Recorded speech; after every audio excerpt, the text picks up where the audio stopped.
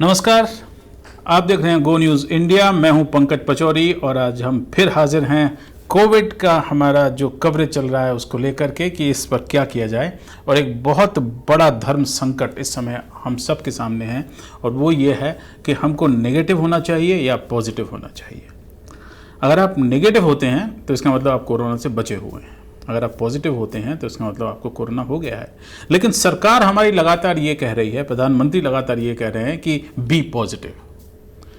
कैसे B positive, जबकि हालात इस समय मुल्क में ये हैं कि रोज़ 40,000 तकरीबन केस नए जो हैं वो कोरोना के आने लगे हैं और पूरा मुल्क अब इसमें शामिल हो गया है। और वो सारे ज़िले जो हमने आपको एक बार बताया था, 110 ज़िले जो देश के सबसे गरीब ज़िले हैं, वो वहाँ तक भी अब कोरोना पहुँच गया है। और हालात ये हैं कि हमारे अस्पताल जो हैं छोटे शहरों में वो लड़खड़ाने लगे हैं। कहीं पर छत फट गई है, पानी गिर रहा है, कहीं पर सूअर घूम रहे हैं। इस तरह के हालात अब रोज़ आपको खबरों में दिखाई दे रहे हैं। लेकिन सरकार अभी भी पॉजिटिव बनी हुई है। तो सरकार कोरोना के बारे में पॉजिटिव बनी हुई है या कोरोना के प्रति पॉजिटिव बनी हुई है, ये हमें देखना है कि क्या हालात जो हैं वो इतने पॉजिटिव हैं जितना कि सरकार बता रही है। पहले एक नज़र डालते हैं कि अब स्थिति मुल्क में क्या है। इस समय आप देखा, ये तीनों अगर आप ग्राफ देखें और ये स्वास्थ्य मंत्रालय के आंकड़े हैं तो इसमें ये साफ दिखाई दे रहा है कि 12 लाख के आसपास जो हैं वो कुल केस पहुंच गए हैं और 40,000 केस अब रोज़ लगभग आने लगे हैं। इनमें जो अच्छी बात यह है कि रिकवरी जो है वो ज़्यादा हो रही है, लेकिन एक्टिव केस भी जो लगातार बढ़ते जा रहे हैं, 500,000 के आसपास ये पहुंचने वाले हैं। 4,12,000 का आंकड़ा जो है ये पार कर चुके हैं। तो सरकारी जब महकमों में बताया जाता है कि आप कोरोना के बारे में पॉजिटिव होइए, तो वो उनका ये कहना होता है कि आप ये पॉजिटिव नहीं देख रहे हैं कि कितने लोग रिकवर हो रहे हैं। ये तो तय बात है दुनिया भर में जहाँ पर भी कोरोना फैला है कि 2 से 2.5% के आसपास जो लोग हैं वो इसका वास्तव में शिकार होते हैं, उनकी मृत्यु होती है। लेकिन हमारे मुल्क में अभी ये आंकड़ा 28,000 के आसपास है, बहुत कम है। लेकिन सरकार ये नहीं बताती कि ख़तरा जो है वो टला नहीं है और ख़तरा बढ़ता जा रहा है। इस समय तकरीबन 1 दर्जन राज्यों में लॉकडाउन दोबारा किसी न किसी तरह से शुरू हो गए हैं। आप अगर बिहार को उठा लीजिए तो वहाँ पर वीकेंड लॉकडाउन की नई एक मुहिम शुरू हुई है। जैसे कि कोरोना सिर्फ वीकेंड में लोगों को पर हमला करता है, वीकेंड के बाहर हमला नहीं करता है। कई जगह पर रात का कर्फ्यू जो है वो लगा दिया गया है, इलाकों में कर्फ्यू लगा दिया गया है और वहाँ पर लोगों की आवाजाही पर पाबंदी है। कंटेनमेंट जोन्स जो हैं उनकी इस समय हमारे पास में कोई भी जानकारी पूरी नहीं है, क्योंकि सरकार अब कंटेनमेंट जोन्स की जो जानकारी पहले दिया करती थी कि इस ज़िले में इतने कंटेनमेंट जोन हैं, वो हमारे सामने नहीं आ रही है। सरकार सिर्फ ये कह रही है कि हमारे यहाँ पर लोगों के मरने की जो दर है वो कम है। ये पॉजिटिव बात है कि सरकार का ये दावा है कि हिंदुस्तान में कम लोग मर रहे हैं कोई बात नहीं, लेकिन कम मर रहे हैं, अच्छी बात है। तो ये पॉजिटिव चीज़ है। आपको तय करना है कि ये नेगेटिव है या पॉजिटिव है, और इससे ये तय होगा कि आप कोरोना नेगेटिव रहेंगे या आप कोरोना पॉजिटिव रहेंगे। एक नज़र डालिए कि सरकार ने क्या दावा किया है। ये देखिए आप, तो आपको मालूम पड़ेगा कि सरकार का ये दावा है कि जून में 17 जून में 3.36% लोग थे उनकी डेथ हो रही थी। फैटेलिटी रेट जो है वो उस समय था और अब वो घट करके 2.43 हो गया है। हम आपको बता चुके हैं कि दुनिया भर का आंकड़ा यही बता रहा है कि 2 से 2.5% के बीच लोग जो हैं उनकी मौतें हो रही हैं, कुछ मुल्कों को छोड़कर। लेकिन सरकार इसको एक बहुत बड़ा पॉजिटिव बता रही है। इस बात को भी पॉजिटिव बता रही है कि लोग जो हैं वो रिकवर ज़्यादा हो रहे हैं। लेकिन अभी भी अगर पकड़ देखें तो हिंदुस्तान में कुल रिकवर होने वाले की जो संख्या है वो 60% के आसपास आपको दिखाई देगी। सरकारी आंकड़ों में भी ये बात जो है वो कही गई है। अब हम दुनिया पर नज़र डालते हैं, क्योंकि हमारी जो इस समय कंपटीशन हमारा जो है वो पूरी दुनिया से है। क्योंकि दुनिया के दूसरे मुल्कों में भी बड़े बड़े समृद्ध देश, प्रधानमंत्री ने कहा, वो इससे मुकाबला नहीं कर पाए हैं, और तो हम किस खेत की मूली हैं। तो वहाँ पर क्या हालात हैं ये नज़र डालते हैं, और इसके बाद में आप ये तय कीजिए कि आपको पॉजिटिव होना है या नेगेटिव होना है। तो ये आप नज़र अगर डालें तो आपको मालूम पड़ेगा कि सरकार का जो आंकड़ा था 2.4 का फर्टिलिटी रेट का, केस फर्टिलिटी रेट का, तो उसमें अगर हम देखें तो यूके यानी ब्रिटेन में 15% ये आंकड़ा है, मैक्सिको में 11% है, ईरान में 5.2% है, ब्राज़ील में 3% है, पेरू में 3% है, अमेरिका में 3% है, चिली में 2.6% है और हिंदुस्तान में 2.4% है। यानी कि इस लिस्ट में भी हिंदुस्तान जो है टॉप 10 देशों में आ रहा है। रूस 1.6, साउथ अफ्रीका, दक्षिण अफ्रीका 1.4। तो फर्टिलिटी रेट की जहाँ तक बात है, केस फर्टिलिटी रेट, उसके हिसाब से अगर देखें तो भी हिंदुस्तान जो है अभी भी टॉप 10 देशों में दिखाई दे रहा है। हालांकि अगर हम कुल केस की बात अगर देखते हैं तो आपको ये मालूम पड़ेगा कंफर्म्ड केसेस में कि कितने लोग जो हैं वो उसमें इससे प्रभावित हैं, तो वो एक बड़ी बात है जिसमें कि तीसरा नंबर हिंदुस्तान का है।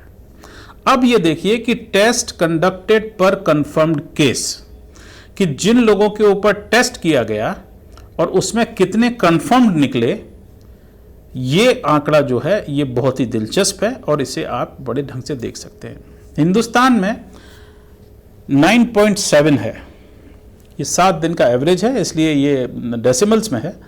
The number of test divided by the number of confirmed cases, कि जितने टेस्ट किए जा रहे हैं उसमें से कंफर्म्ड केसेस कितने आ रहे हैं, 9.7%। आप ये देख सकते हैं 9.7 केस टेस्ट होते हैं, उसमें से एक कंफर्म निकलता है। यूनाइटेड किंगडम में ये 168 केस टेस्ट होते हैं, उसमें से एक कंफर्म निकलता है। ये number of test divided by number of confirmed cases. तो ये आप देख सकते हैं कि इसमें भी हिंदुस्तान जो है वो काफ़ी अग्रणी देशों में आता है। 5वां नंबर हमारा जो है वो दुनिया में दिखाई दे रहा है।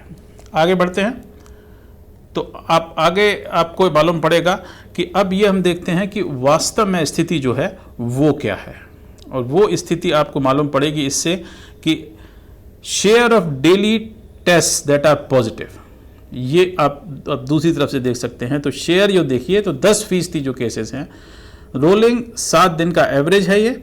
Number of confirmed cases divided by the number of test expressed as percentage, यानी कि हिंदुस्तान में ये 10% है। 100 आदमी पर अगर होता है तो 10 आदमी पॉजिटिव उसमें आते हैं। तो या तो हमारे यहाँ पर टेस्ट कम हो रहे हैं और या संख्या जो है वो कम है।